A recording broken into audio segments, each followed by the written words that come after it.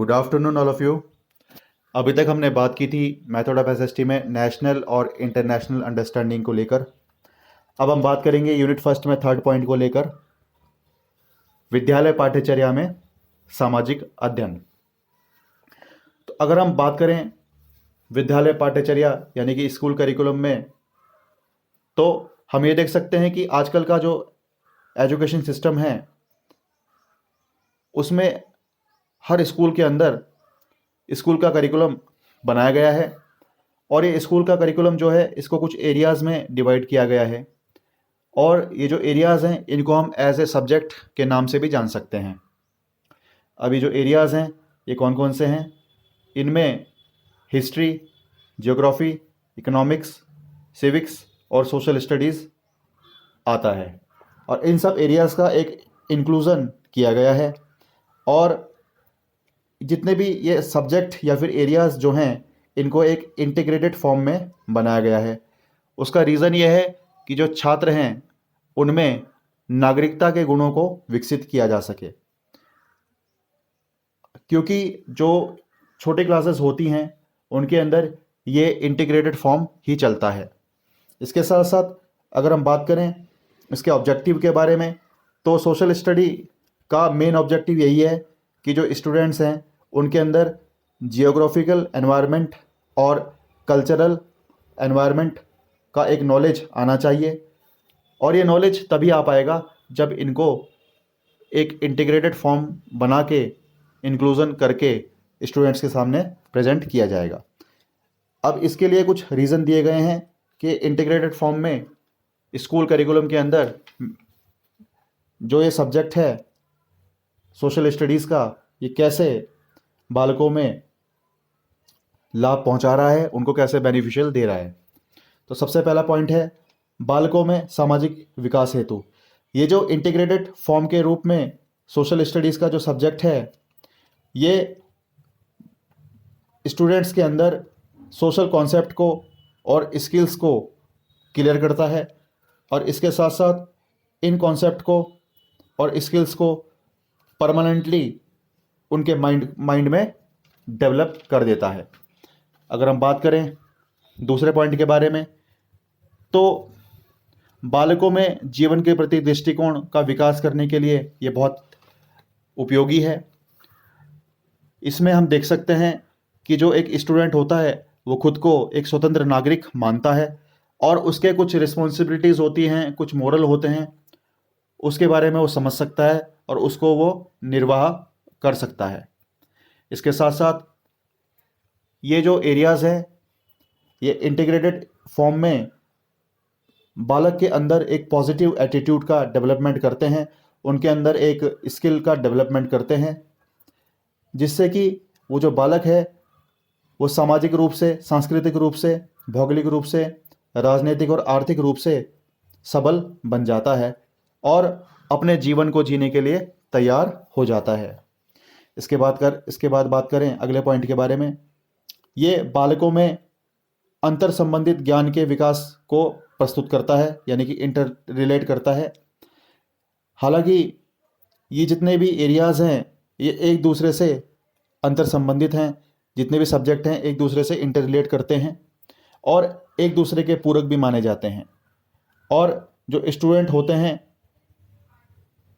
इन सभी एरियाज़ का अध्ययन करके, इन सभी एरियाज़ को पढ़ के सारा का सारा ज्ञान प्राप्त कर लेते हैं और एक सामाजिक प्रक्रिया के अंतर्गत बंध जाते हैं। अगर बात करें हम इसके अंदर, तो अगले पॉइंट के बारे में हम देख सकते हैं कि बालकों में नागरिकता के विकास के लिए ये बहुत उपयोगी है। अब हम बात कर समझ सकते हैं इसमें कि समाज के जितने भी विद्यालय हैं उनकी रिस्पॉन्सिबिलिटी यही है कि वो सभी जो स्टूडेंट्स हैं उनके अंदर अच्छे नागरिक गुणों का विकास करें। इसलिए स्कूल्स में history, geography, civics, economics, social studies जितने भी सब्जेक्ट हैं या फिर एरियाज़ हैं इनका अलग अलग अध्ययन कराया जाता है। हालांकि अलग अलग अध्ययन कराना ठीक होता है, सेपरेट सिस्टम में भी ठीक है, लेकिन छोटी क्लासेस के हिसाब से हम देखें तो इन सब का इंक्लूज़न करना ज़रूरी है। और जब इनका इंक्लूज़न होता है तो ये इंटीग्रेटेड फॉर्म में बन जाते हैं और उसके बाद ये अच्छे नागरिक गुणों का विकास करते हैं। अगले पॉइंट के बारे में हम बात करें, जनतंत्र के विकास के लिए, तो हम यही समझ सकते हैं कि ये जो सब्जेक्ट है बालकों को अलग अलग विषयों के रूप में ज्ञान प्रदान करता है और इस प्रकार का जो ज्ञान होता है ये एक क्षेत्र विशेष की विशेषताओं तक सीमित रहता है, लेकिन इस ज्ञान को व्यवहारिक बनाने के लिए और व्यापक और उपयोगी बनाने के लिए इसमें सामाजिक अध्ययन काम करता है। इसलिए इसके पाठ्यक्रम को सामाजिक अध्ययन में समावेश किया जाना ठीक रहता है। तो जनतंत्र के विकास के लिए ये बहुत ज़रूरी भी है। अगर हम बात करें मानव विकास के ज्ञान के लिए, तो हम यही समझ सकते हैं कि जो बालक है उसको मानव विकास का संबंधित ज्ञान होना चाहिए और उसके लिए जो ये इंटीग्रेटेड फॉर्म बनाया गया है उसके माध्यम से हम स्टूडेंट्स को मानव विकास के बारे में बता सकते हैं और एक इंटीग्रेटेड फॉर्म के रूप में हम सोशल स्टडी का उसको अध्ययन करा सकते हैं। अगर हम बात करें अगले पॉइंट के बारे में, तो हम यही समझ सकते हैं कि बालकों में कौशलों का विकास इसके थ्रू किया जा सकता है।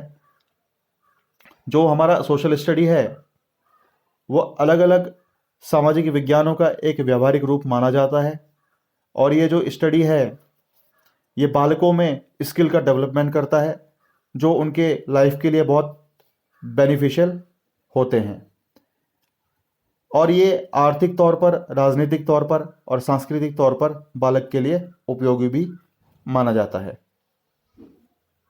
सोशल स्टडी का अगर एक दृष्टिकोण देखा जाए तो एक स्वस्थ दृष्टिकोण हम देख सकते हैं। इसके अंतर्गत मानव कल्याण की भावना का विकास बालकों के अंदर होता है। सोशल वेलफेयर भी इसके अंदर डेवलप किया जाता है। इसके साथ साथ अगर हम बात करें अगले पॉइंट के बारे में, तो दैनिक जीवन की समस्याओं के ज्ञान के लिए ये उपयोगी है। तो ये जो इंटीग्रेटेड फॉर्म में ये सब्जेक्ट बहुत इम्पोर्टेंस रखता है। ये स्टूडेंट्स के अंदर जो डेली लाइफ की जो प्रॉब्लम्स होती हैं उनका संपूर्ण ज्ञान यानी कि होल नॉलेज उनको कराता है और समाधान के लिए एक नई दिशा भी प्रदान करता है। अतः ये जो क्षेत्र हैं यानी कि एरियाज़ हैं, अर्थशास्त्र, भूगोल, राजनीति शास्त्र और समाजशास्त्र, इन सभी का जो अध्ययन है बहुत ज़रूरी है और इसलिए इन सभी को एक इंटीग्रेटेड फॉर्म में बनाया गया है।